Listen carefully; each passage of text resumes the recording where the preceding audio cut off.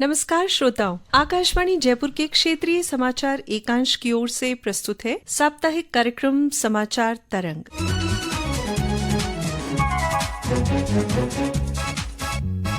स्वागत है आपका इस विशेष अंक में। प्राचीन भारत में पंचायतें या ग्राम सभाएं स्वशासी संस्थाओं के रूप में मौजूद थीं और उनके अलग अलग निश्चित काम थे। ये संस्थाएं पूरे ग्रामीण क्षेत्रों में सामुदायिकता का प्रतिनिधित्व करती थी। आजादी के समय तत्कालीन रियासतों में भी पंचायतें काम कर रही थी। इसके बाद कई बदलाव आए, समितियां बनी, फिर पंचायती राज व्यवस्था लागू हुई और इन्हें बाद में संवैधानिक दर्जा भी मिला। 24 अप्रैल को मनाए जाने वाले राष्ट्रीय पंचायत राज दिवस के उपलक्ष्य में बातचीत करने के लिए आज हमारे साथ आकाशवाणी स्टूडियो में है वरिष्ठ पत्रकार मनीष गोधा जी।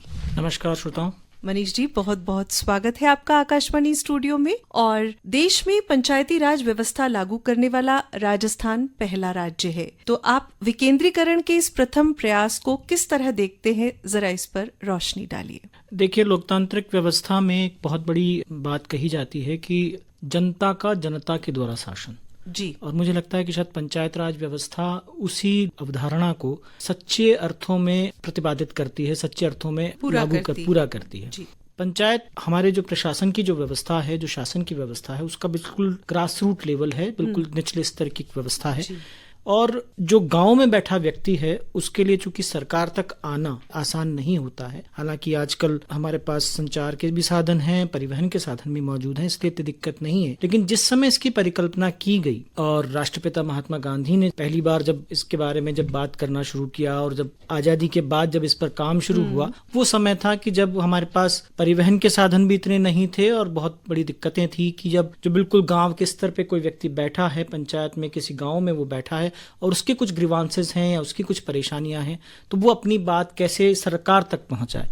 तो उस दृष्टिकोण से और उस शासन को विकेंद्रित करने के दृष्टिकोण से पंचायत की व्यवस्था लागू की गई। त्रिस्तरीय व्यवस्था है और 1959 में राजस्थान मतलब उस गौरव को रखता है कि देश के अंदर पंचायती राज व्यवस्था को सबसे पहले प्रथम प्रधानमंत्री पंडित जवाहरलाल नेहरू नागौर के गांव में इसकी शुरुआत करके गए 2 अक्टूबर को महात्मा गांधी के जन्मदिन पर। और राजस्थान को ये जो गौरव मिला है, मुझे लगता है कि राजस्थान उन प्रदेशों में भी शामिल है कि जहां पे आजादी से पहले भी रियासतों के समय भी कुछ राज्यों में कुछ रियासतों में पंचायतों की व्यवस्था लागू थी।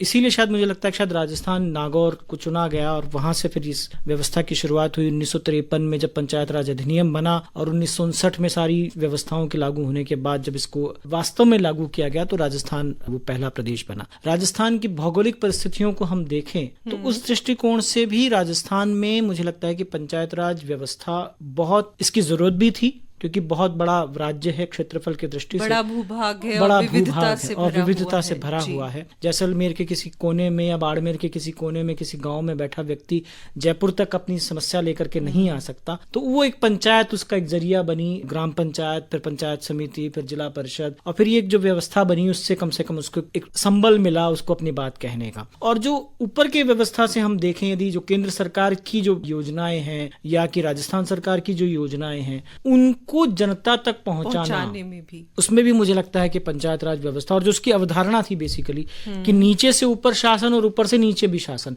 तो वो जो व्यवस्था थी उसको पंचायत राज व्यवस्था ने बहुत अच्छे ढंग से लागू किया। ग्रामीण विकास की जितनी योजनाएं हैं वो सभी पंचायत राज व्यवस्था और उसके तहत ही लागू हो पाती हैं।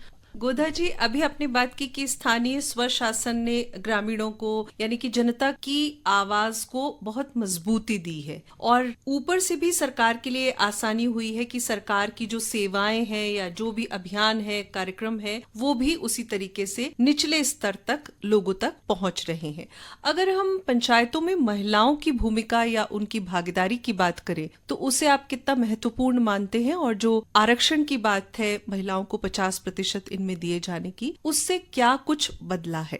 इसको आप इस रूप में भी देख सकते हैं कि राजस्थान को बीमारू राज्य और पिछड़ा राज्य, पता नहीं बहुत चीजों से देखा गया, लेकिन राजस्थान उन राज्यों में शामिल है जिसने सबसे पहले 50% आरक्षण महिलाओं को दिया पंचायती राज संस्थाओं में। और उस दृष्टि से मैं इसे बहुत इंपॉर्टेंट मानता हूं कि जहां पे शिक्षा का प्रचार प्रसार नहीं था बहुत ज्यादा, और जहां पे कई तरह की रूढ़ियां, कई तरह की कुरीतियां हमने ग्रामीण समाज में बरसों देखी हैं, वहां पर उस राज्य में पंचायत के लेवल पर 50 50% आरक्षण महिलाओं को मिलना, ये अपने आप में क्रांतिकारी कदम है मेरी दृष्टि से। उसको देखा जाए तो सामाजिक दृष्टि से भी, राजनीतिक दृष्टि से भी, आर्थिक दृष्टि से भी, जितने भी हम पहलू देख सकते हैं उसमें बहुत इंपॉर्टेंट है।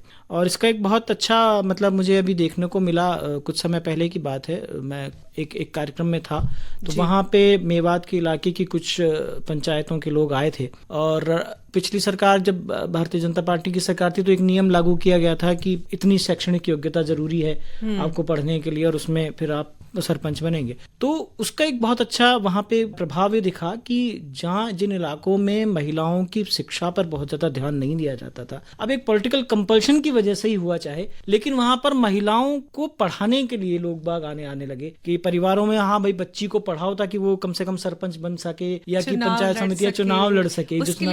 संभावना तो एक चीज से कई चीजों के संभावनाओं के द्वार खुलते हैं। तो जब आपने आरक्षण लागू किया तो उससे एक संबल मिला, और जब आपने एक शैक्षणिक अनिवार्यता लागू की उससे फिर दूसरा संबल मिला, तो एक से एक कड़ी जुड़ती चली गई। और आज हम देखते हैं कि ज्यादातर जगह महिलाएं बहुत मुखर होकर के ग्राम सभाओं में जा रही हैं, वार्ड पंच के चुनाव लड़ रही हैं, सरपंच बन रही हैं और बहुत अच्छे ढंग से अपने गांवों को संचालित कर रही हैं।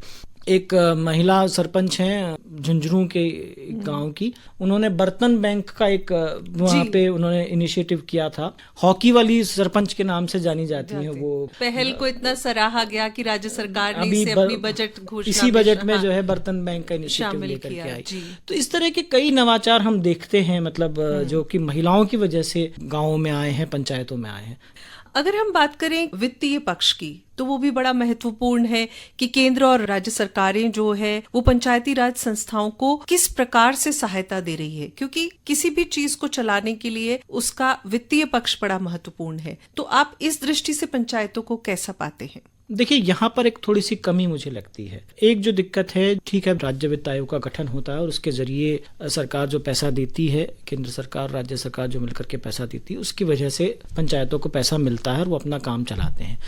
ग्रामीण विकास की जो योजनाएं जो केंद्र सरकार की हैं और जो राज्य सरकार की, उनका पैसा भी अब सीधे पंचायतों तक जा रहा है। तो उस दृष्टि से वो तो दिक्कत नहीं है, लेकिन पंचायतों को सेल्फ सस्टेन बनाना, मुझे लगता है कि यहाँ थोड़ी सी दिक्कत है। हम लोकतांत्रिक व्यवस्था में हैं और पहली बात यही देखी जाती है कि जनता को ज्यादा कष्ट ना हो, उसके राजनीतिक और आर्थिक अलग अलग पहलू भी हैं। उसकी वजह से जितना सेल्फ सस्टेन पंचायतों को होना चाहिए, कर लगा करके या किसी दूसरे तरीके से, वो काम नहीं हो पाता है। तो उन्हें राज्य सरकारों पर निर्भर रहना पड़ता है, उन्हें केंद्र सरकारों पर निर्भर रहना पड़ता है।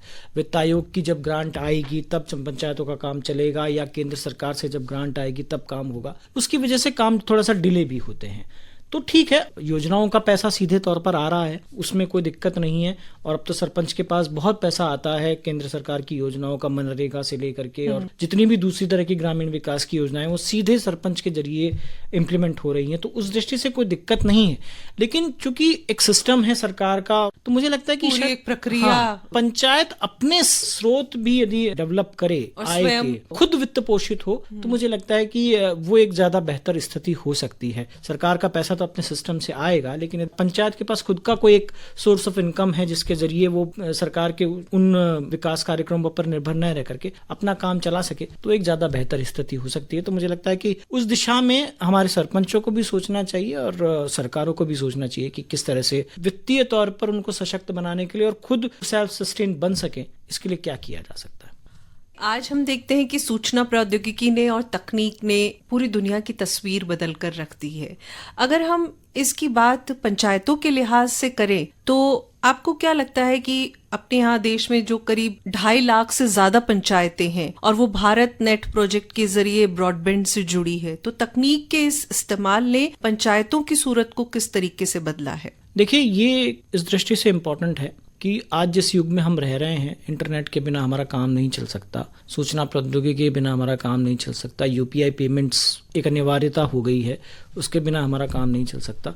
तो उस दृष्टि से जो भारत नेट प्रोजेक्ट है, इसने पंचायतों को देश की मुख्यधारा से जोड़ने में मुझे लगता है कि बहुत इंपॉर्टेंट रोल अदा किया है। ठीक है, पंचायत राज व्यवस्था के जरिए वो प्रशासन की व्यवस्था से तो जुड़े, लेकिन भारत नेट प्रोजेक्ट के जरिए देश की मुख्यधारा से जुड़ने में एक महत्वपूर्ण भूमिका रही है। अटल ज्ञान केंद्र और जिस तरह के इनिशिएटिव्स पंचायतों के ऊपर हैं, उनकी वजह से वहां पर जो युवा हैं उनको नई जानकारियां मिल पा रही हैं। अभी जो है मौजूदा राजस्थान सरकार ने अटल ज्ञान केंद्र के नाम से वहां पे एक ई लाइब्रेरी खोलने का एक इनिशिएटिव शुरू किया है। तो ये जो सारी चीजें हैं, इनके जरिए पंचायतें तो सशक्त हो ही रही हैं। जो पंचायतों में रहने वाले लोग हैं, जो युवा हैं, जिन तक की सरकार की योजनाएं नहीं पहुंच रही थी या जिन तक की किसी वजह से सूचनाएं नहीं पहुंच रही थी, चाहे वो रोजगार से संबंधित हो, चाहे कृषि से संबंधित हो, और जितने उनके अफेयर्स होते हैं उनसे रिलेटेड हो, तो वो चीजें अब उन तक पहुंच रही हैं बड़ी आसानी से।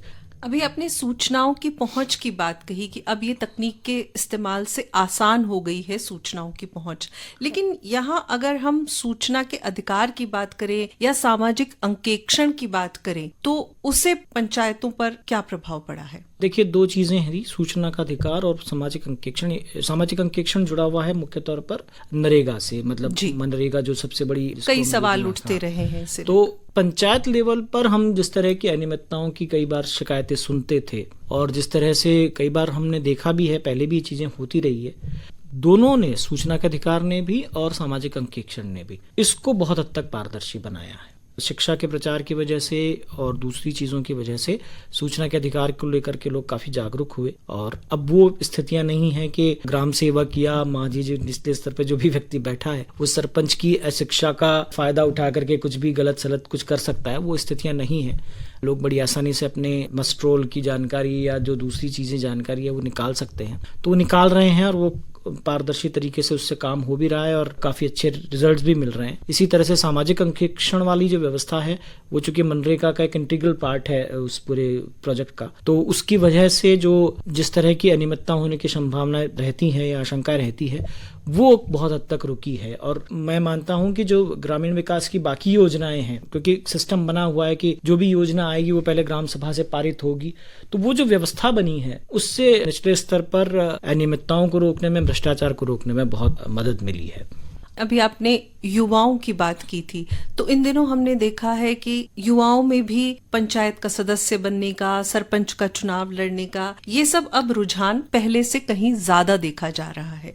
तो इस बदलाव पर क्या कहना चाहेंगे? एक तो रीजन उसके पीछे सबसे बड़ा ये है कि राजनीति में प्रवेश के दो द्वार माने गए हैं। पहला तो पंचायत ही है, वर्षों से यही रहा है। हमारे जितने बड़े बड़े नेता हैं वो सब निचले स्तर से ऊपर गए हैं। दूसरा छात्र संघ का तरीका माना जाता है। लेकिन पंचायत व्यवस्था, इसमें कोई शक नहीं है कि लोकतांत्रिक व्यवस्था की सबसे पहली सीढ़ी है, और जब वहां पर आप, यदि कोई व्यक्ति सार्वजनिक जीवन में आना चाहता है, तो जनता से जुड़ाव के लिए और जनता के बीच अपनी पकड़ बनाए रखने के लिए आपको पंचायत का तो चुनाव लड़ना ही पड़ेगा। तो मुझे लगता है शायद इसी वजह से अब युवाओं में, और जिस तरह की व्यवस्था अब होने लगी है, मतलब केंद्र सरकार द्वारा जिस तरह के इनिशिएटिव लिए गए हैं अलग अलग तरह से, जिस तरह से पंचायतों पर पूरा फोकस किया जा रहा है, हम देख रहे हैं कि सरपंच हैं वो भी आज नेशनल लेवल पर जा करके या इंटरनेशनल लेवल पर भी जा करके अपनी बात रख रहे हैं, पहचान बना रहे हैं, अपने इनिशिएटिव साझा कर रहे हैं। और चूंकि अब आसान भी हो गया है सूचना और तकनीक की वजह से, तो वो एक मुझे लगता है कि शायद कहीं ना कहीं युवाओं के बीच एक वो बना है कि आप इसके जरिए अपनी बात और अपना जो भी आप कुछ करना चाहते हैं, एक अपनी पहचान बना सकते हैं।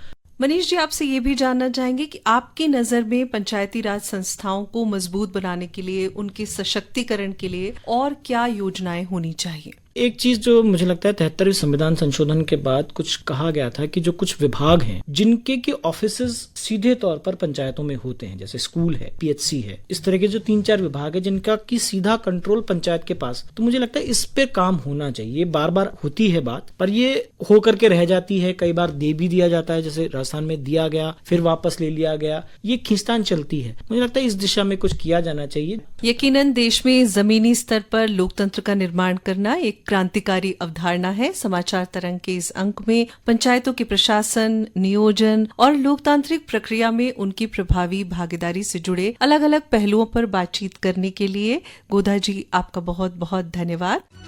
श्रोताओं, अब हमें आज्ञा दीजिए। इससे पहले आपको बता दें, कार्यक्रम का संपादन किया राजेंद्र सिंह डारा ने, प्रस्तुति डॉक्टर जितेंद्र द्विवेदी और प्रस्तुतकर्ता रामनाथ मीना। नमस्कार।